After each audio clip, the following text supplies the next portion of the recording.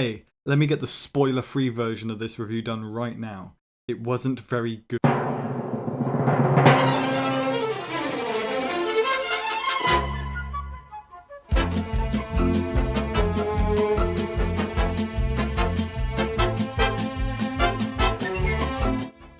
I can't believe the film event of the year is finally upon us. Transformers 5: The Last Night.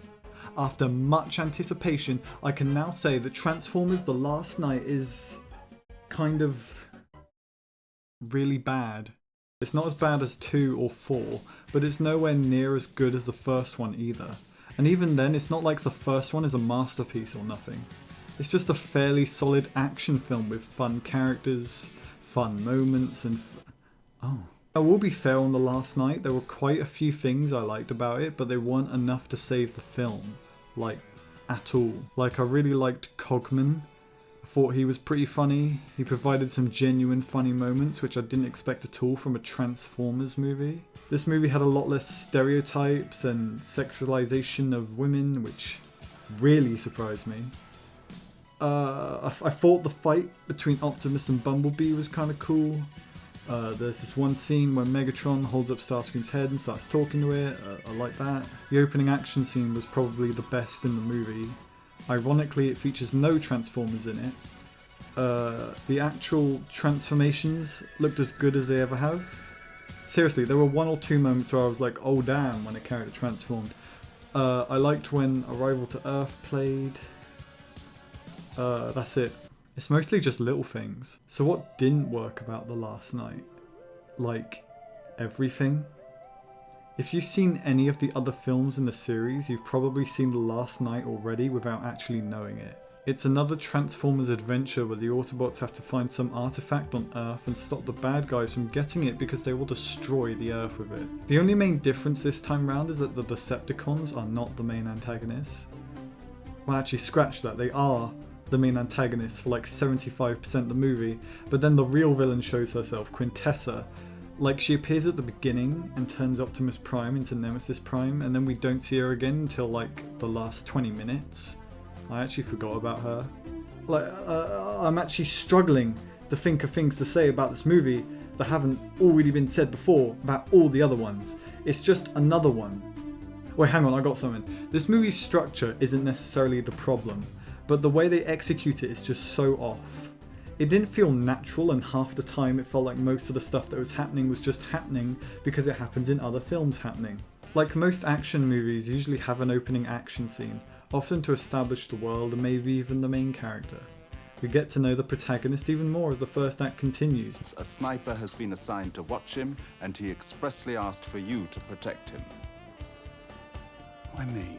He's under the impression you're the best. Maybe we get to see his job, maybe another action scene, but eventually something happens that sets the plot in motion. At this point, the protagonist knows the stakes and what's at risk. Act 2 begins, and this is where most of the action scenes take place. There might be some twists and turns, but by the end of the second act, the hero has to hit a low point, where it looks like everything is lost. Then our protagonist rises up and combats the antagonist.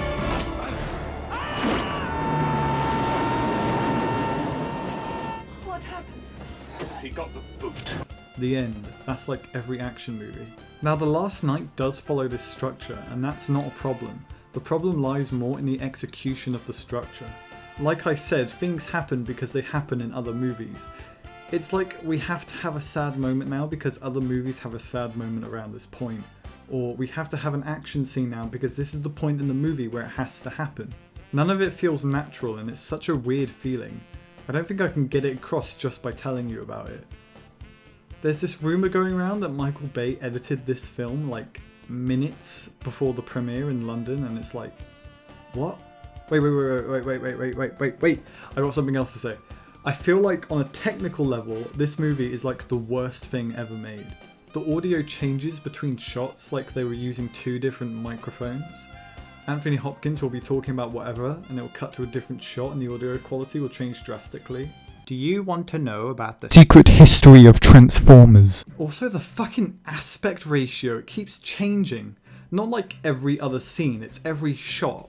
one shot might be 16:9, the next might be 21:9. It's like people in a boardroom said that this was fine and not at all distracting. I mean, when directors film in IMAX, they'll use it sparingly. They'll use it for one scene, maybe an action scene or something, and they won't switch back until the scene is over. They use it in this way to make the scene feel grander or something. But here it's like Bay just used the IMAX camera as just another tool at his disposal. In fact, I read an interview in which he claimed that 98% of the film was shot on IMAX. That's just like, what? We are the very first blockbuster to shoot not 10 minutes, not 15 minutes of IMAX footage, but 98% IMAX footage. Look, I can fix this aspect ratio problem in like 2 minutes in Sony Vegas.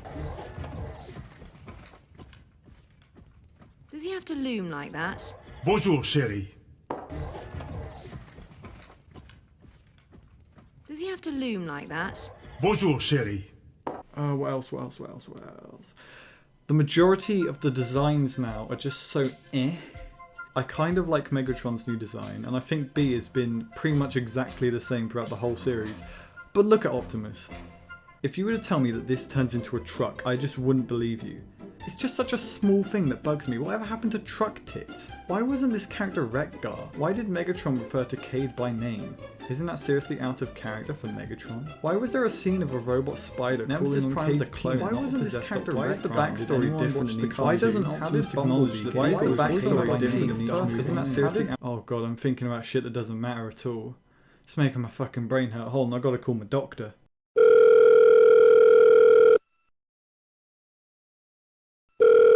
Yep. Hello? Yeah, hi doc. So I went to see Transformers 5, and I think I need some of your brain medicine. Really? You really went into the film without adequately preparing? I mean, like, I was expecting it to be at least passable, but it was so bad. Wait, really? Yeah, it's like one of the worst ones of the franchise. Okay, back up a bit. You seem to be more in the tired camp more than the relieved. Camps? Relieved? My name is PaperPlane and I'm a little fuckhead? What are you saying? Okay, allow me to explain. This movie is by far one of the most divisive in the franchise, due to what it focuses on in comparison to what they used to focus on in previous movies. In the first four, the films have been aimed at the lowest common denominator. The films aren't done by mistake, they're specifically designed to be that way. Usually big budget Hollywood films can be split by decade in how they are made. 80s films were all about the macho action heroes with the odds stacked against them, whereas the 90s films were, as you know, aimed at the totally radical crowd of teenagers with attitude, bruh. There's no way you could mistake the Power Rangers decade for that of the Terminator. The 2000s, unfortunately, was where we saw a dip in film quality, where Hollywood started deliberately making films dumber to reach a wider audience, and the other three films leading up to this one have followed suit. Right, and we're just sick of the same shit every time. Actually, it's a little more complicated than that. After the immense backlash from Age of Extinction, the focus shifted. Ever since Revenge of the Fallen, the film's been making less and less money. Despite how influential Dark of the Moon is in terms of how to structure the final act of a film, it still made less money, and Age of Extinction broke the trend of being the highest grossing film of any given year. Domestically at least. It still takes the top spot internationally though. Hasbro has taken note of this, so they fired the writer and brought in a new one. They took a huge gamble. Instead of trying to bring in new fans, they attempted to hold on to the ones they already had. Overall, this strategy worked. Kinda. I actually went to see this film twice and... Wait, why would you see it twice? Doc, have you been on the pills again? No. I'll explain in due time. As I was saying, I went to see it twice, and the audience reactions between the two were completely different. The first time was the premiere, where everyone had to pay to get into the theatre. The film was complete garbage, don't get me wrong, but what separates it from Age of Extinction is that it doesn't cheat you out of anything. It gives the robots far more screen time, streamlines the structure, cleans up the last act so that it's somewhat coherent, and removes most of the sex jokes, except for a few in the UK. The audience on the first night thoroughly enjoyed it, laughing at how bad the new jokes were, getting invested in the incredibly cheesy characters, and giving it an ironic standing ovation at the end. What a strange audience. Look, we all know it's a bad film, but it's enjoyably bad. Then what's with the backlash? I was getting to that. The second night I went was through the tickets I won, and it's more indicative of the general public. No one was there because they were incredibly hyped, they were just there because they could be. And what happened?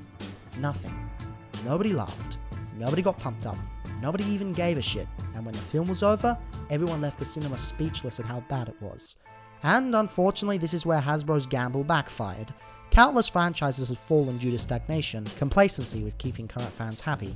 Old fans will always fall out of the franchise and move on to other things, so as content creators it's important for Hasbro to constantly evolve with the time and bring in new fans. In this day and age, with an overcrowded market of big budget franchises and cinematic universes, Transformers cannot survive on the pretense of being the first. Right, and the film critics saying it's the worst aren't helping, are they? Precisely. The problem with most internet reviewers is that they are going in expecting to hate it, and when the film isn't trying to appeal to them, they treat it as the worst of the bunch. It is, as you said, it's definitely better than the second and the fourth, but a lot of critics don't see it that way. They see it as the worst because it's overstated its welcome. Fans of the Bayverse can rejoice all they like with what this film delivered to them, but it doesn't matter. The franchise is unfortunately dying. But unfortunately, I say the sooner the better. From your perspective, the way I see it, the franchise has only two more chances. Either the Bumblebee movie does well enough to regain people's trust, similarly to what Wonder Woman has done, or the franchise reboots itself. If both of these strategies fail, we probably won't see another live-action adaptation for at least a decade. Or maybe the franchise will shrink down even further and we'll see even less TV shows. Well, I don't think it's that bad. Might not be. It's only hypothetical, and there are various factors contributing to the overall outcome. That said though, in the best case scenario, this film will barely make even. I can't see it being a financial success, and for the good of the franchise, that scares me. Well, thanks for the talk, Doc. That helped me and all, but I think I'll stick to the pills. You do that. Oh. If you got joy out of Age of Extinction, then you might enjoy this one even more. I don't know how. But first off, you need a fucking medal. Congratulations, I have no idea how you managed to find joy in that movie. What this movie is another adventure down banality lane that leaves no lasting impression or emotion. It wasn't even on my list of things to look forward to in 2017, and I was still disappointed. And when my list is made up of Spider-Man Homecoming, Star Wars The Last Jedi, and the DuckTales reboot, it's not like I'm asking for much. I mean, I'd really like if the movie had great characters, a good story and the like, but I totally wouldn't mind if it was just fun. Was it fun? No, it sucked. That's the end of the video. I want to thank Dr. Lockdown for being in this video and providing me with my medication. If it wasn't for him, I would have died 3 months ago in a Burger King in Compton. See, he sells me his brain medicine from his garage and tells me that if I tell another soul about it, the police will come over and shut down his operation. Anyway, subscribe if you want to see more videos like this, and follow me on Twitter if you want to hit me up with anything like this.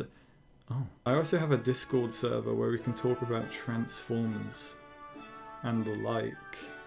We've got a good community going. I mean, look at all these people we got here. We got me, Doc, Frederick, and Diamond. Hold up, is that really Diamond Ball? Hold on, is that... That's not him. It can't be. Is that really him? You're not giving me a clear answer. Is that...